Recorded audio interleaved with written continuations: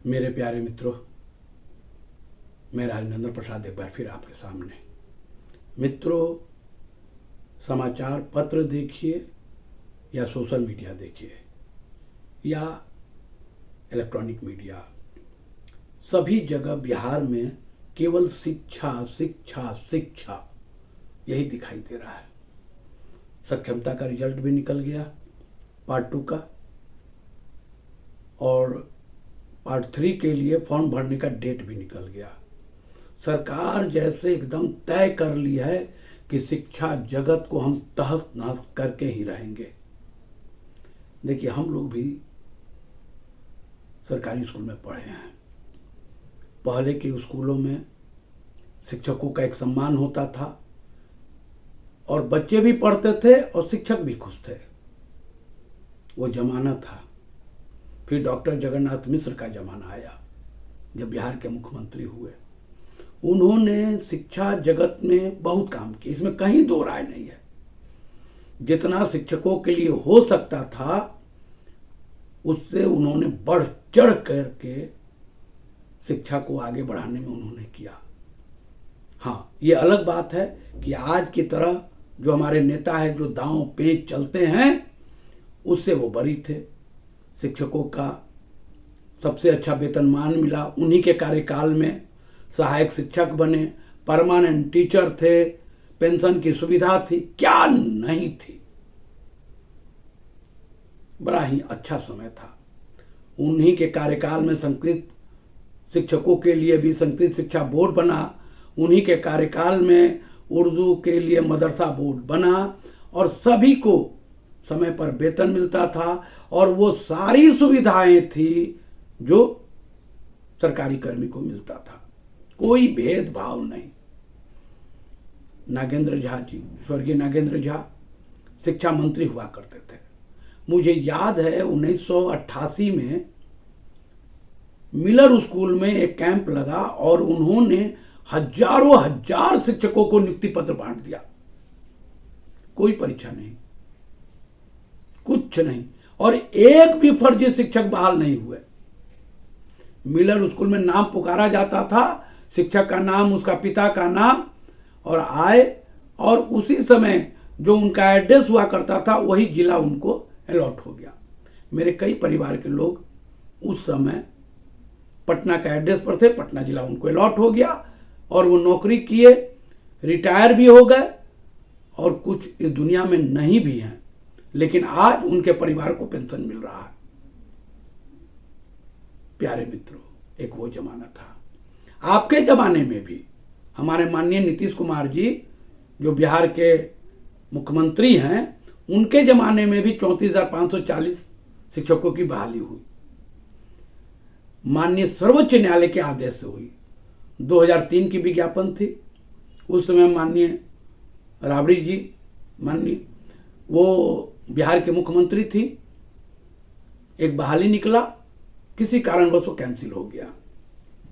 फिर लोग सर्वोच्च न्यायालय तक गए, लड़ाई लंबी लड़ी गई और माननीय सर्वोच्च न्यायालय का आदेश हुआ कि आप सभी लोग को 34,540 शिक्षकों की नियुक्त करें।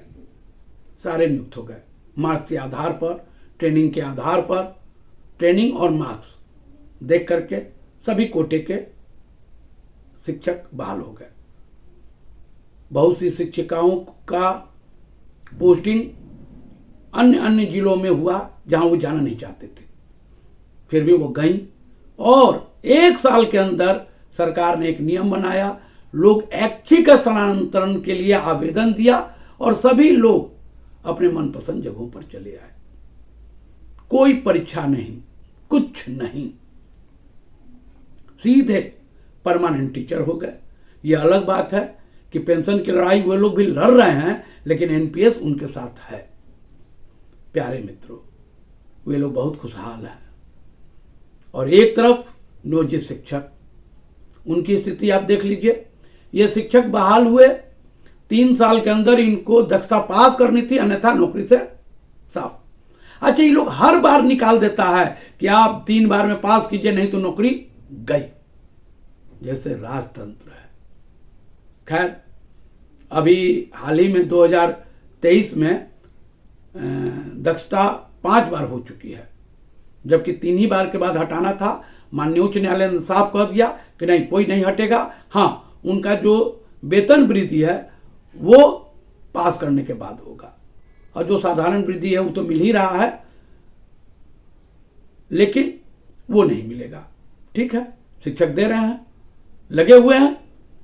इस बार भी आपने देखा कि एक नई नियम बना करके और रातों रात एक कमेटी 5 मैन की बन गई और निकाल दिया चिट्ठी कि 3 बार सक्षमता दीजिए, 3 बार में अगर पास नहीं करते हैं तो नौकरी से बर्खास्त। अच्छा, ये लोग को मिनटों नहीं लगता है लिखने में, बोलने में। आज आईएएस जो लोग बने हैं उनकी अगर परीक्षा ली जाए, एक आईएएस पास नहीं करेगा, क्योंकि सब के सब बिहार सरकार के दांव पेच में फंस गए और वही सीख गए। खैर प्यारे मित्रों, नियोजित शिक्षकों का आप दंश देखिए। दक्षता दिए, पात्रता दिए, सीटेट दिए, सीटेट देने के बाद अब बीपीएससी दे रहे हैं, तब शिक्षक बन रहे हैं। ऐसी कौन सी नौकरी है? पहले बीटी करो, बीएड करो, माने डीएलएड करो और बीएड करो, फिर उसके बाद सीटेट पास करो, उसके बाद नौकरी लग जाती थी। अब नहीं, अब बीपीएससी दो, तब अध्यापक बनो। अच्छा, नाम भी अजब अजब कहां से डिक्शनरी से खोज के ला रहे हैं। अध्यापक, विशिष्ट शिक्षक, माने प्रधान शिक्षक। अरे भाई, प्रमोशन से पहले प्रधान शिक्षक लोग बनते थे, प्रधानाध्यापक बनते थे, यही चलता था, कहां कोई परीक्षा होती थी। लेकिन खैर, इनकी मर्जी, इनके लोग कैसे माथे पर बैठे उसकी व्यवस्था ये लोग अच्छी तरह करना जानते हैं।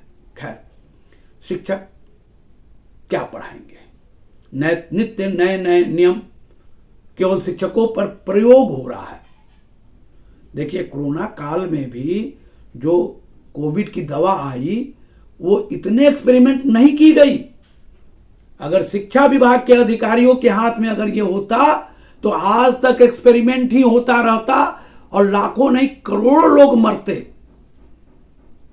ये तो अच्छा था कि शिक्षा विभाग के लोग कहीं दूर दूर तक वहां नजर नहीं आए, जिसका नतीजा हुआ कि कम समय में कोविड की दवा आई और लाखों करोड़ों लोगों की जान बच गई। आज प्रतिदिन अटेंडेंस बनाइए। कैसे बनाइएगा? फोन से बनाइए। किसका फोन है? अपना फोन है। इंटरनेट का पैसा अपना है और सरकार का काम कीजिए। वाह, कभी 6 बजे से स्कूल, कभी 9 बजे से 4:30 बजे तक स्कूल, कभी 5 बजे तक स्कूल। जिसको जो मर्जी आ रहा है कर रहा है। लगता ही नहीं है कि बिहार में कोई शासन है। जो अफसर आया, अपना दिमाग लगाया और अपने दिमाग के अनुसार मास्टर को रेल रहा है।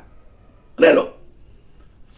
देखिए, एक और बात है, ये इसलिए हो रहा है कि बिहार में शिक्षा चौपट हो जाए, बिल्कुल चौपट हो जाए, यहाँ के बच्चे पढ़े ही नहीं। देखिए, यहाँ के राजनेता जो है ना, कम बुद्धिमान नहीं है। वे जानते हैं कि पढ़ेगा, लिखेगा, नौकरी मांगेगा, बेहतर है कि उसको जाहिल कर दो। तो जाहिल कैसे करो? जाहिल करने का कोई उपाय तो होना चाहिए ना।